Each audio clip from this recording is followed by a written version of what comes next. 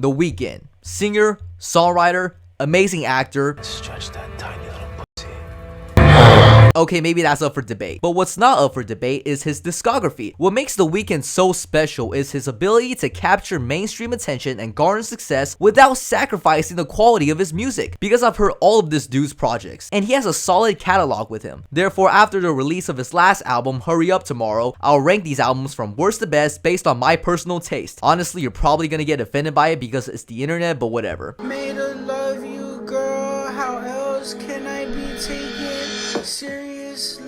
Out of every Weeknd project I've heard, Thursday is the only one where I genuinely think is trash. This is literally a mid version of House of Balloons. The amount of tracks that span for a ridiculous length is insane to me, and it's for no reason as well. They're too bare bone on the instrumentals to put me in a trance, but lack content on the lyrical side because there really is none. Tracks like The Zone, Birds Part 2, and Gone had zero business of being that dragging of a listening experience. It's similar to House of Balloons, the whole topic around drug use and lust. Except Abel puts his focus more towards a side chick that wants to be his main bitch, his lonely star if you will, which leads to some pretty goofy song ideas like the title track where the whole song is about how he only appreciates her the most on Thursday, which why may I ask? All of this emptiness in terms of musical substance combines together and forms a very sloppy sequel, and as a result, Thursday is going last for me, no doubt. When I was in 6th grade, my crush's spit landed on me and I licked it off. Felt like a kiss. What the fuck? For the most part, I found Kissland to be just forgettable. All of these tracks sort of blend together in this atmospheric way to the point where I can't really distinguish them from one another. It's great for background music, but nothing more than that. Only song I ever go back to on this album is Wanderlust.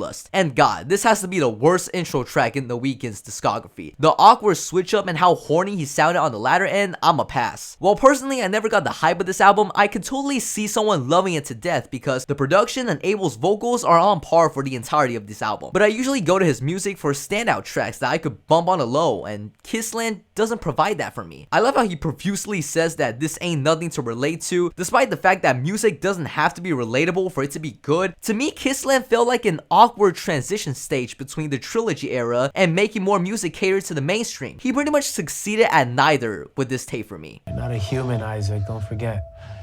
You're a fucking star.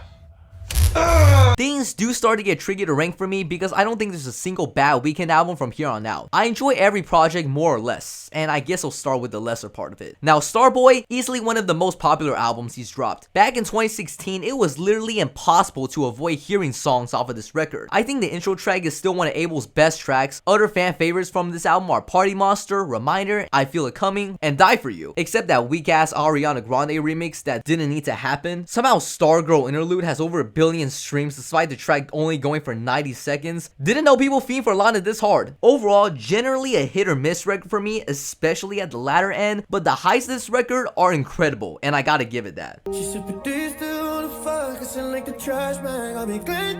I think this is a nice blend between old Abel and the more pop direction Abel went for in his later albums. Just like Starboy, you couldn't escape this album. It was everywhere. You've heard The Hills on the radio. I was in school singing Can't Feel My Face without even knowing what the whole song was about, and I still can't forget how great Earn It is. I can't physically watch 50 Shades of Grey without cringing, but this song was how I got into his music. Some other songs I like were Often, In the Night, and Dark Times. This album does suffer the same issue Starboy does of having some tracks that I'm not a big fan of, therefore it's not a perfect record by any means, but I think there's slightly fewer mid here. And I asked you for some anus like you ain't did it before me. After Hours is not his best album in my opinion. You can click the dislike button now. I swear 90% of every list I see online either has this or House of Balloons at number 1. Personally, I think he has better albums. Some of the Weeknd's most popular tracks such as Blinding Lights, Save Your Tears, and Heartless are all on this album. Not to mention how stellar the 6-minute title track is. I'm just not too crazy about the front of this record. The album kicks off with Alone Again and Too Late, which are two of the most auto-tune heavy tracks Abel has ever made. At times his vocals are so processed they sound robotic. Snow Child and Escape from LA are two of his most overrated tracks that I get nothing out of. Plus the ending of Escape from LA where he describes seducing this girl in the studio. Such a shitty ending to a song. This album definitely carried the pandemic, no doubt. But year after year, I feel like the contrast between the highs and the lows of this record gets bigger and bigger every year for me.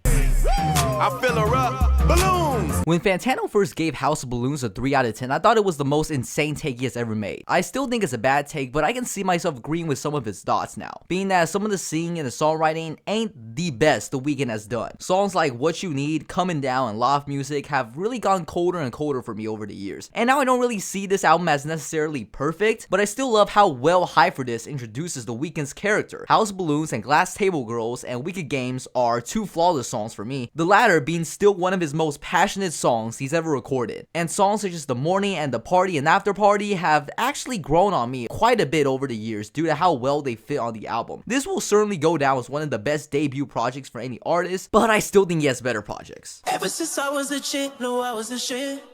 Oh, shawty all out, just trying to get clear. When I first gave Hurry Up Tomorrow an 8, I was a little unsure as to how well this project is going to age in the future. Given that this is by far Abel's longest project, sitting at an hour and 24 minutes, I kind of feared that this was going to be one of those Drake albums where I'm taking 2 out of 20 songs and just throwing away the rest in the future. But no, I think this project is quite genius. Now that a month has passed since the project's release, I've actually added more tracks into my favorite songs list and let the whole project play from start to finish multiple times because I love how cinematic this thing feels. Hurry Up Tomorrow really sounds like the last hurrah from an artist, from the way Abel reflects on himself and how he's losing control to his life, to how broad the soundscape of this album is. Hurry Up Tomorrow feels more like an experience rather than just an album. I love how bold the project kicks off, the smooth transitions that occur between the songs, then a record kind of slows down everything, which I honestly don't even mind given that I love songs such as Enjoy the Show, Big Sleep, The Abyss, the title track, and I Can't Wait to Get There, even if he says a bar about chilling with academics, which freaky ass nigga, he a 69 god. I'd encourage everyone watching this video to re-listen to it because it's just an amazing record. Who the first president of the USA was?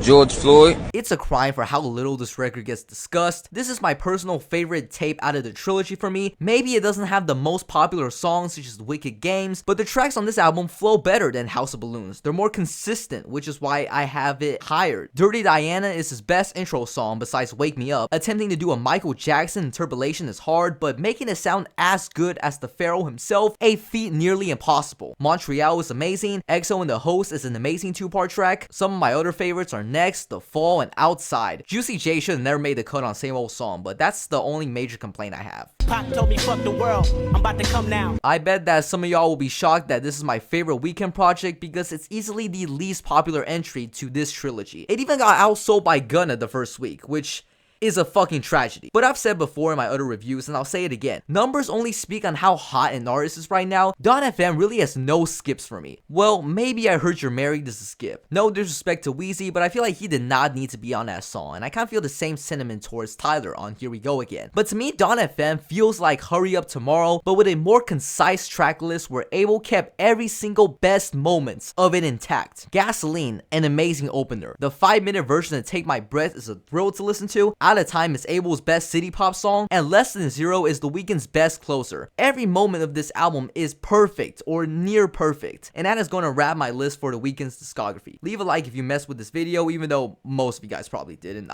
I know, just call me an idiot.